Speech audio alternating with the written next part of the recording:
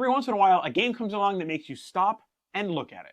You're just moving along on the hamster wheel of life, and something comes out that is so clever and so simple that you just have to marvel at it. It helps when it looks great and draws a crowd, such is the case with today's game, Hamster Roll. This is a snap review for Hamster Roll.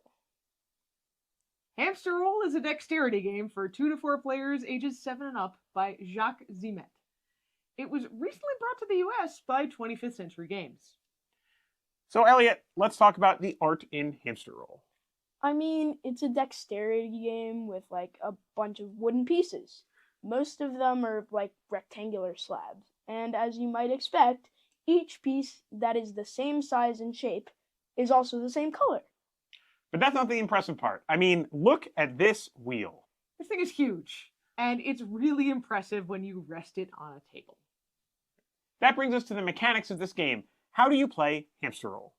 Start by giving everyone the same selection of pieces, and choosing a player to go first.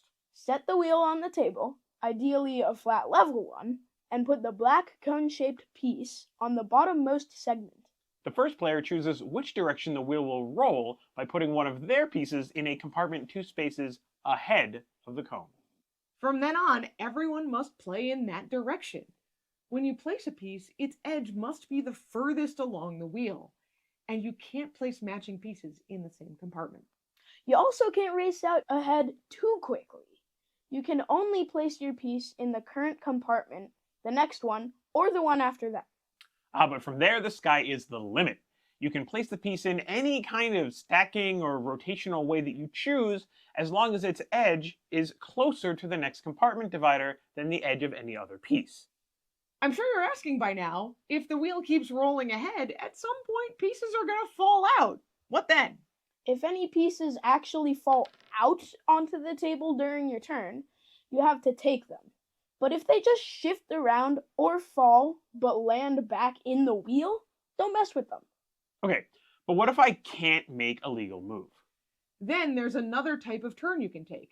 The rules call it passing constructively. Take a piece from one of the bottom 2 compartments of the wheel, then move that piece in any compartment further ahead than where it started. It does not have to be the new furthest piece along the wheel.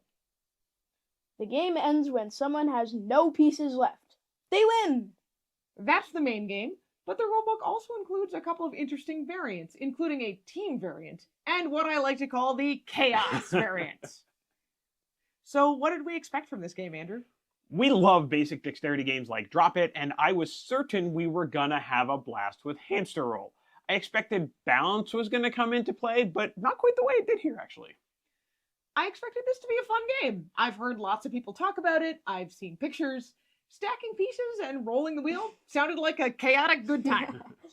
I saw this giant wheel and the pieces. I kind of expected we'd be making it roll. It has roll in the name. But what surprised us about Hamster Roll? Well, I mentioned balance, and Elliot mentioned rolling. I didn't realize you'd be rolling the wheel in one direction, and I was also pleasantly surprised that despite rolling in one direction, a full game never really required a table much more than maybe 3 feet long. It's pretty short. The wheel is also super rigid, so if you're careful, you can just pick it up and move it back to the start of the table again, and it's actually fine. For me, Hamster Roll was fun in a different way than I expected. Yes, it's a stacking game, and it obviously has crowd appeal.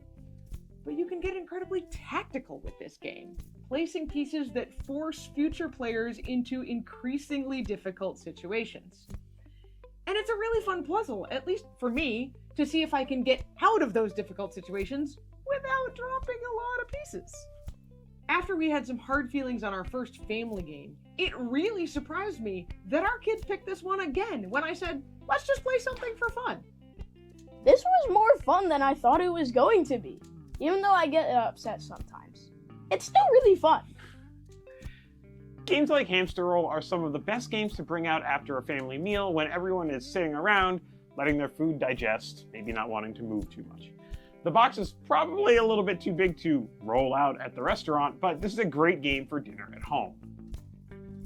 We definitely recommend Hamster Roll as an easy to play, easy to understand family game. We're going to give Hamster Roll 5 carefully balanced pieces out of 5. And that's Hamster Roll In a snap.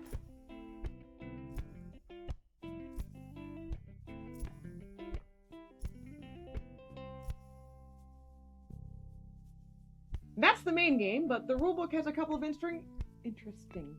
Instirring. Instering.